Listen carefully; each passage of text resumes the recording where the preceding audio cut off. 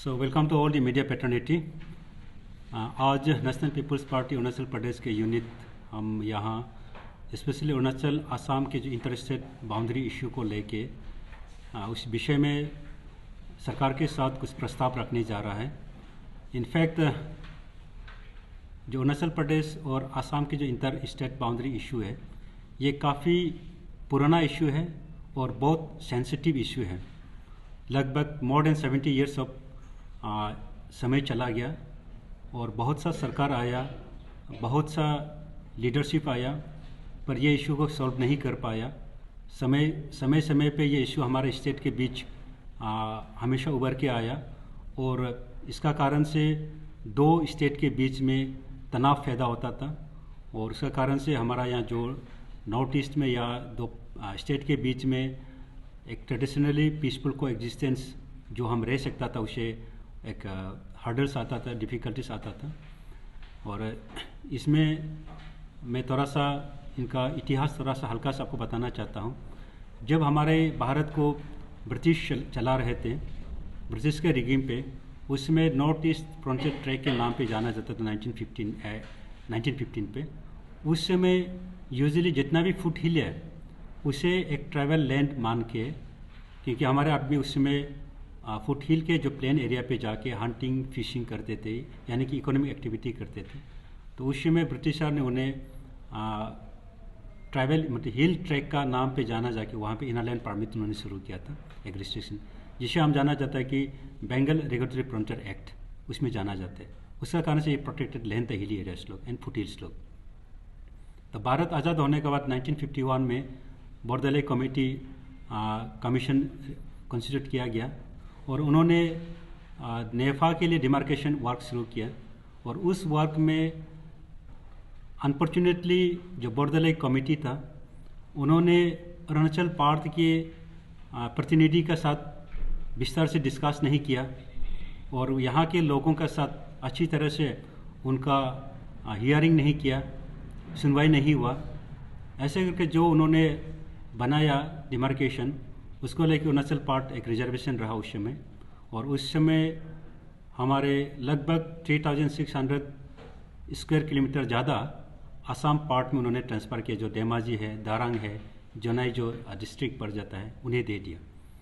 Later on धीरे धीरे हमारे अरुणाचल पार्ट में जिस तरह से गवर्नमेंट्स आ गया, आदमी अवेयरनेस आ गया, तब जाके इस चीज़ का खुलासा हुआ। 2007 में एक तरुण चटर्जी का कमीशन गठन किया गया और उसके हिसाब से उन्होंने भी रियलाइज़ किया कि some part of the Arunachal has been taken to the Assam.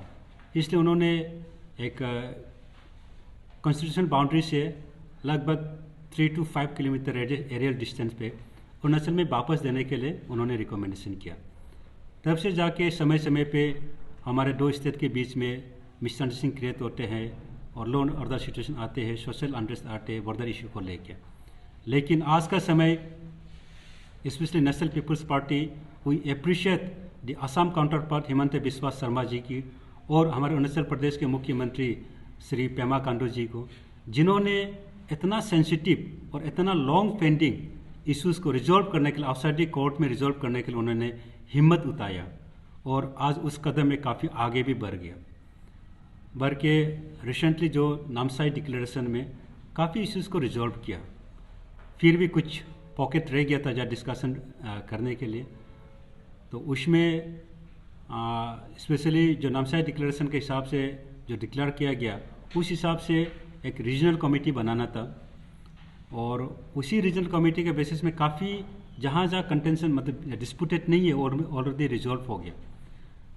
Namsai declaration के हिसाब से लगभग 34 जैसे विलेजेस ऑलरेडी रिजॉल्व हो गया।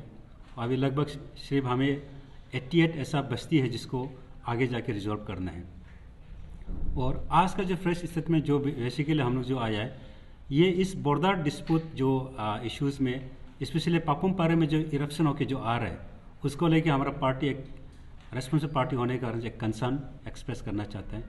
क्योंकि कल आपने सब विटनेस किया होगा, बंडरबा सर्कल, बालीजन सर्कल्स और किमिन सर्कल के स्टेक होल्डर्स, वहाँ के पब्लिक, वहाँ के पंचायत लीडर्स और वहाँ के बिजनेस कम्युनिटी यूथ्स एक प्रोटेस्ट रैली करके डीसी पापम ऑफिस तक आया और उन्होंने एक मेमोरेंडम सबमिट किया। तो इसी इशू में हमारा पार्टी को मैं लीड करके ये जो स्टेक होल्डर विलेजेस है बालीजन में और आपका ये गुमटो में, बंदरदुआ सर्कल में और किमिन में हमने विजिट किया टीम को लेके, वहाँ के स्टेक होल्डर्स को साथ डिस्कस किया, वहाँ के जो पंचायत लीडर्स है गांबोरा है उनसे डिस्कस किया, इंटेलेक्चुअल और ये जो इस मोमेंट को मुहिम को जो चला रहे उस ऑर्गेनाइजेशन लीडर से इंटरेक्शन किया। तो उनका बेसिकली जो कंप्लेंट था या उनका जो ग्रीवेंसेस था उनका ये था कि नामसाई डिक्लेरेशन में जो 6 विलेज आते हैं बंदरदुआ सर्कल पे उन्हें असम से हटके अरुणाचल में ही रहने के लिए एक डिक्लेरेशन था, लेकिन ये जॉइंट जो रीजनल कमेटी है उनका 9 जो जनवरी में उन्होंने जो मीटिंग बैठा उसके हिसाब से ये जो आउट ऑफ 7 विलेज में से 6 विलेज को एक को ऑलरेडी आसाम में दिया गया, 6 विलेज को वो लोग आसाम में ट्रांसफ़र करने का रिकमेंडेशन दिया। उनका ये एक उनको इन्फॉर्मेशन मिला, उनको लेकर उनका एक कंटेंशन, उनका रिजर्वेशन था। तो हमने जब जाके उनसे पूछा, उनका ये था कि ये जो regional committee from Arunachal side lead by honourable minister Taba Tedir ji और member secretary as DC Papumpare है, उनके टीम ये जो गुमतो है, बंदरदुआ है, पिशोला है और तानीहापा है, ताराजुली है, गुरुबांडा है, ये जो विलेजेस लोरा है, बेलो है किमिन साइड में, इन सब जितना भी स्टेक होल्डर के विलेज का पब्लिक के साथ सही तरीक़े से इंटरेक्शन नहीं हुआ, उनका सुनवाई नहीं हुआ, उन्हें डार्क में रखा गया और उनकी तरफ से जो जैसे गांबुरा है बस्ती में या फिर जो पंचायत लीडर्स है उनको प्रतिनिधि नहीं लिया गया रीजनल कमेटी में करके उनका एक गैप क्रिएट हो गया, जिसका कारण से वो लोग ग्राउंड रियलिटी को नज़रअंदाज करते हुए तो आसाम काउंटर पार्ट से जो एक प्रपोजल भेजा था, आसाम का जो रीजनल कमेटी लोग एक प्रपोजल भेजा था कि ये 6 गांव को आसाम पे दिया जाए। उन्हें ये रीजनल कमेटी यहाँ के स्टेक होल्डर से, यहाँ के पंचायत लीडर से डिस्कस नहीं करते हुए उन्हें एक्सेप्ट किया, प्रपोजल को एक्सेप्ट करके उन्हें हाई पावर कमेटी यानी कि गवर्नमेंट लेवल में उन्हें रिकमेंडेशन भेजा है। तो ऑफकोर्स अभी तक गवर्नमेंट उसके ऊपर में डिसीजन नहीं लिया, 24 को मीटिंग बैठना तो नहीं बैठा क्योंकि कल प्रोटेस्ट रैली चल रहा था, इसका कारण से मीटिंग डिफर हुआ। तो इस इशू में नेशनल पीपल्स पार्टी का स्टैंड वही है कि ये एक आइसोलेटेड इशू नहीं है, ये एक स्टेट इशू है और हमने ग्राउंड स्टडी करने का बाद हमने ये पाया कि हमारा national people's party stakeholder के साथ स्टैंड करेंगे, जो बॉर्डर इफेक्टेड एरिया है उसके साथ हम स्टैंड करेंगे। और जिस तरह से जो रीजनल कमेटी ने रिकमेंडेशन भेजा तो उसमें प्रोसीजरल लैप्सेस रहा, इसलिए मैं रीजनल कमेटी से भी वही आग्रह करता हूँ, प्रस्ताव रखता हूँ कि आप अपना जो रिपोर्ट है रीजनल कमेटी का 9 जनवरी की 2023 वाला को रिविजिट करना है और ये जो भी स्टेक होल्डर लोग या इसका बचाव में जो संगठन जो मेमोरेंडम पब्लिक मेमोरेंडम सबमिट किया है उसे लेके उसे कंसिडर करते हुए अपना डिसीजन को रिविजिट करते हुए और गवर्नमेंट में प्लेस करना है। और मैं विश्वास करता हूँ कि सरकार पब्लिक का हित के लिए, अरुणाचल पब्लिक का हित के लिए इस डिसीजन को एक विन विन सिचुएशन में एक फेवरेबल डिसीजन देना चाहिए ताकि असम काउंटर पार्ट भी सेटिस्फाई हो जाए और अरुणाचल काउंटर पार्ट भी सेटिस्फाई हो जाए। तो यह था, तो इसलिए द नेशनल पीपल्स पार्टी हम 2 निदा का अंदर पे हम बीजेपी के पार्टनर हैं, फिर भी कुछ स्टैंड पे हम इश्यूज़ पे हम स्टैंड होते हैं जब हमें लगता है कि ये इश्यूज़ जेन्युइन है। इसलिए हम नेशनल पीपल्स पार्टी के तरफ से बीजेपी की सरकार जो अरुणाचल गवर्नमेंट में अब चल रहा है, पेमा खांडू जी का सरकार को, उन्हें हम एक प्रस्ताव, एक सुझाव देना चाहता हूँ बिफोर फाइनलाइजिंग दी इंटरेस्टेड बाउंड्री। स्पेशली ये जो अभी 6 गांव हमने गिना है उसमें से नंबर 1 है जो भी इंटरेस्टेड बाउंड्री का डिस्कशन हो,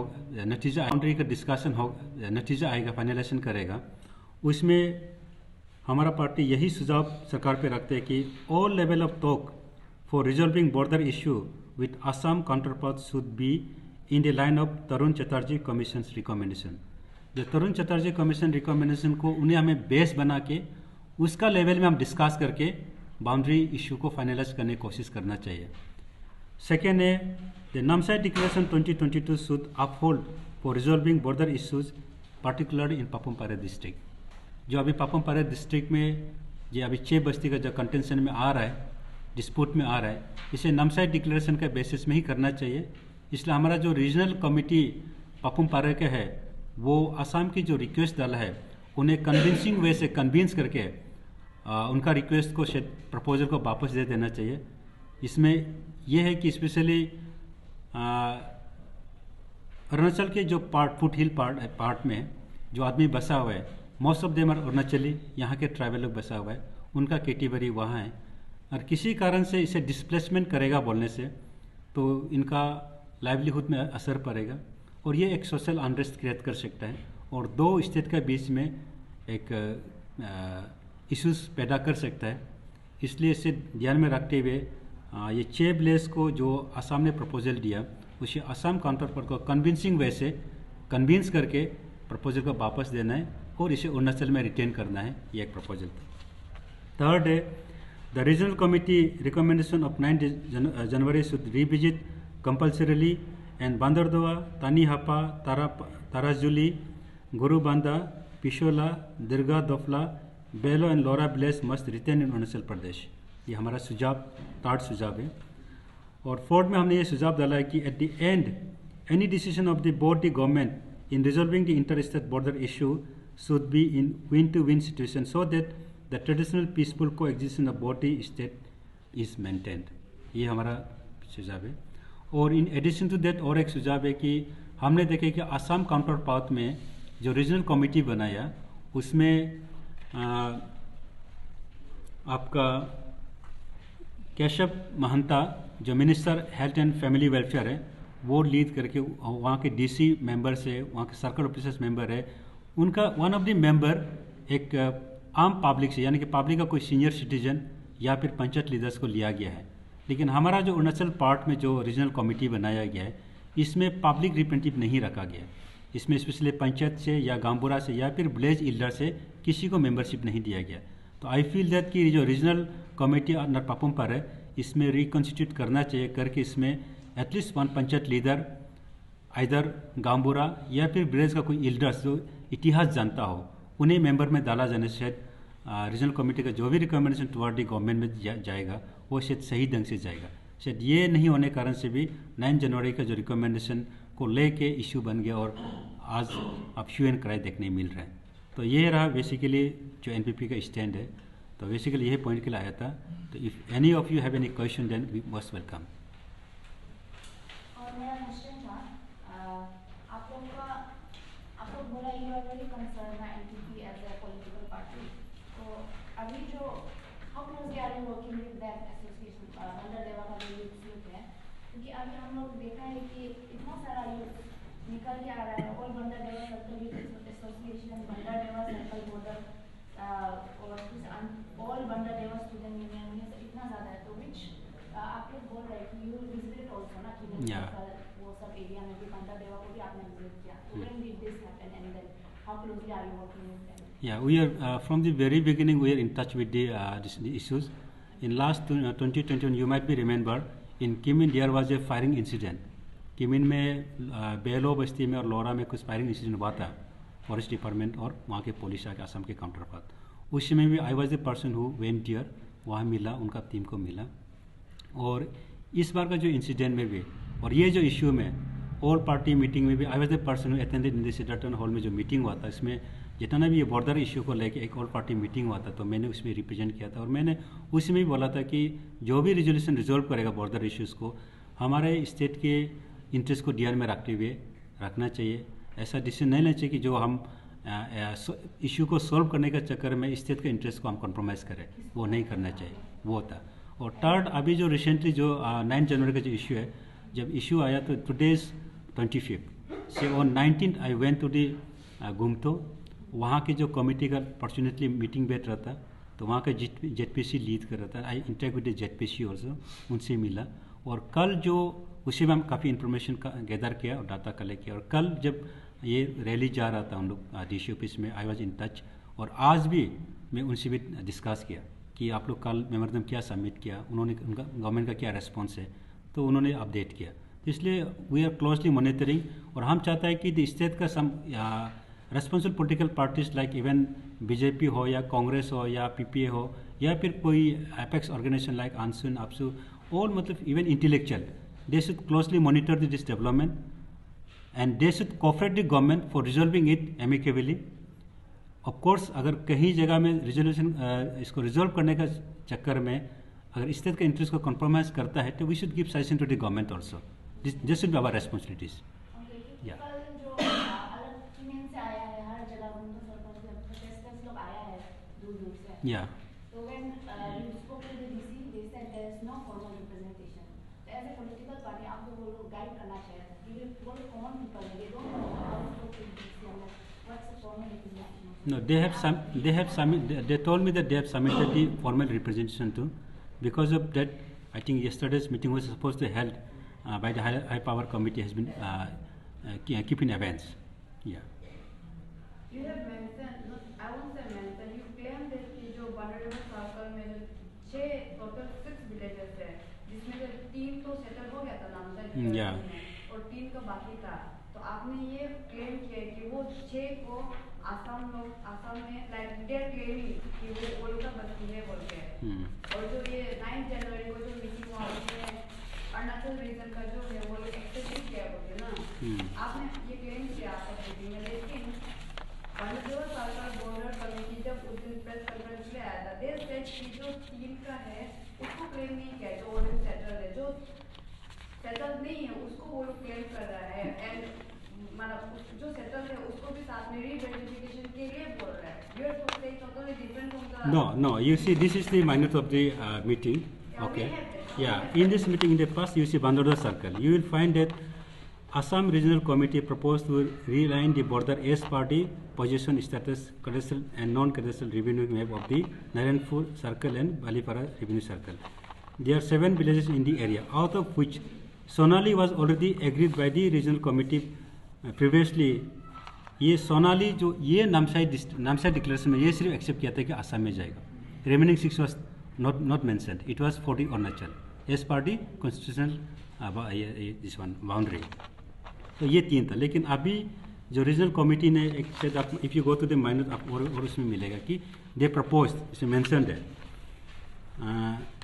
No, you claim that they are saying कि वो लोग का है, लेकिन मीटिंग में तो ये है कि वो लोग रीवेरिफिकेशन करेगा, मतलब वो उसको बोला नहीं ऐसे नहीं, आप थोड़ा सा ये मिसकम्युनिकेशन हो रहा है। In Namsai declaration only Sonali was declared in Assam, rest as Arunachal part, okay.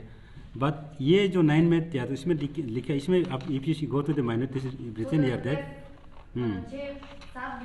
इसमें देखो, just listen, there are 7 villages in the area, out of which Sonali was already agreed by the regional committee previously, and the other 3 villages, namely Tanihapa, Pisola, Bandardua, have been settled in principle in Namsai declares it was already settled. However, at the request of the regional committee of the Assam, the matter was discussed, including the remaining 3 villages, namely Durpang, Tarazoli and Gurubanda. Assam regional committee claimed that in these 6 villages, part of cadastral map, non-cadastral map, will under the revenues are inside the SPTC line. तो ये असम ने फिर एक request दिया है, the regional committee of Assam has put request to the regional committee of Arunachal. Now you are saying that they are requested, but before you have mentioned you will claim कर रहा है वो लोग का है। Yeah, they have claim means proposal or claim it is same, and that has been accepted by the regional committee of Arunachal counterpart, and then they have sent it to the government for consideration. समझ गया ना? और आपने कहा कि आप ये issue को बहुत फॉलो अप पहले से कर रहे हैं। Yeah. तो आप लोगों ने ये इशू को लेके ये border committee Bandardewa circle border committee का प्रेस ब्रीफिंग से पहले क्यों नहीं आया? हमने क्यों नहीं आए वो भी हम लोग डिस्कस किया है। वो एक्चुअली जब हम उनको मिला, immediate I was suppose to go to the press briefing and I was to submit the memorandum to the government. फिर हमारा स्टेट में क्या होता है कि कोई भी जिन इशू को कोई पॉलिटिकल पार्टी टेकअप करेगा तो उसको फिर वो लोग दबाया जाता है, बोलता है कि ये पॉलिटिकलाइज हो गया, ये पॉलिटिकल पार्टी टेकअप, ये पॉलिटिकलाइज हो गया, तो जिन इशू भी दब जाता है। इसलिए वी मेड ए कोऑर्डिनेशन कि चलो आप आगे इशू उठाओ and we'll come as an supporting the issues. तो हम एक सपोर्ट में आ रहे हैं, उनके सपोर्ट में। और ऐसा सपोर्ट में अदर ऑर्गेनाइजेशन को भी हम अपील कर रहे हैं कि आप जिनेंस इसके लिए साथ दो, do not leave it as it in isolated issues. इससे ये एक स्थिति इशू है। जो प्रोटेस्ट रैली हुआ था, एनपीपी का मेंबर लोग वहां सपोर्ट किया था कि they were attending this rally. No, we didn't attend. हम पार्टिसिपेट नहीं किया, but we were in touch, हम फॉलो कर रहा था, उनसे लीडर से बात कर रहे थे, क्योंकि हम लोग आ जाने से फिर उसको बोले कि पोलिटिकलाइज हो गया। इसलिए आप देखो पेपर पेस्को में भी NPP is the only political party हो गया फर्स्ट प्रेस ब्रीफिंग। इसका बाद में उनका कमेटी बने, स्टीयरिंग कमेटी, तब भी हम आगे नहीं आया। फिर जब फील किया कि वी शुड सपोर्ट, हम लोग आया। तो ये last time the same question asked by the journalist to me कि आप बीच में कहाँ चला जाता। हम बोलते हैं कि अगर हम लोग आता है तो आदमी लोग बोलता है कि पोलिटिकलाइज हो गया, और इस मेथड को लोग इतना ग्रेविटी से अटेंड नहीं देखता है, मिसलीड कराता है। क्या होता है, रीजनल कमिटी लोग ने तो अपना तरफ से they have talk to the और they have submitted memorandum to the government. या आपका तरफ से क्या एफर्ट है? Have you tried talking with the government और any representative? So that's what we came in the press. So we have already submitted the memorandum to the government. When? Yeah, yesterday. And can we have that copy? Yeah, we'll give you. I think that's not with me. Yeah. The copy is now not available with me. I'll give you later on. Yeah, no. Earlier copy is yours. ये तो 10 मार्च 2022 का भी copy है। This also we have submitted in the government. इसमें भी same हम लोग suggestion भेजाइए। Yeah that I will provide you. Yeah so any more, any other issue?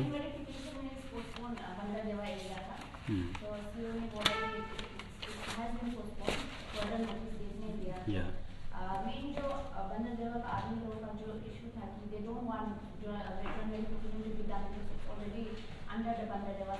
या तो अभी जो वेरिफिकेशन पोस्टपोन हो गया, तो आप वो लोग के साथ काम करेगा विद बंदरदेवा पीपल? या that's why I said my party stand with the stakeholders. हमारा पार्टी उनका साथ में है, क्योंकि एक्चुअली ये जो बंदरदेवा सर्कल का ये इशू नहीं बनता है। It is already declared in the Namsai declaration, it is part of Arunachal. तो ये सिर्फ इशू इसलिए बन गया कि रिसेंट 9 मीटिंग में रीजनल कमेटी ऑफ असम यानी कि लखीमपुर वाला ने एक प्रपोजल दिया। तो हो एक्चुअली उस समय हमारा जो रीजनल पार्टी है अरुणाचल काउंटर पापुम पारे का, वो कन्विंस करना था कि सर ये ऑलरेडी नामसाई डिक्लेरेशन में क्लियर हो चुका है, और ये चटर्जी तरुण चटर्जी रिकमेंडेशन बेसिस में भी ऑलरेडी अरुणाचल का पार्ट में है, और हमारा आदमी यहाँ ऑलरेडी सेटल्ड और एग्रीकल्चर फील्ड एक्टिविटी कर रहा है। अभी इनको डिस्प्लेस नहीं कर सकते बोल के उनको कन्विंस करने से शायद ये इशू नहीं होना था। वो कन्विंस नहीं कर सके, वो एक्सेप्ट करके रिकमेंडेशन गवर्नमेंट लेवल में भेजने के कारण से इशू है। Of course government is not taken any decision so far, इसलिए हम लोग अभी बोल रहे हैं कि on behalf of the public we are voicing कि गवर्नमेंट को अगर ये डिसीजन देने से पहले आप रिविजिट करना है, और प्रैक्टिकल बेस में या फिर नामसाई हिसाब से आपको नामसाई डिक्लेरेशन हिसाब से आपको डिसीजन को रखना चाहिए। That's all.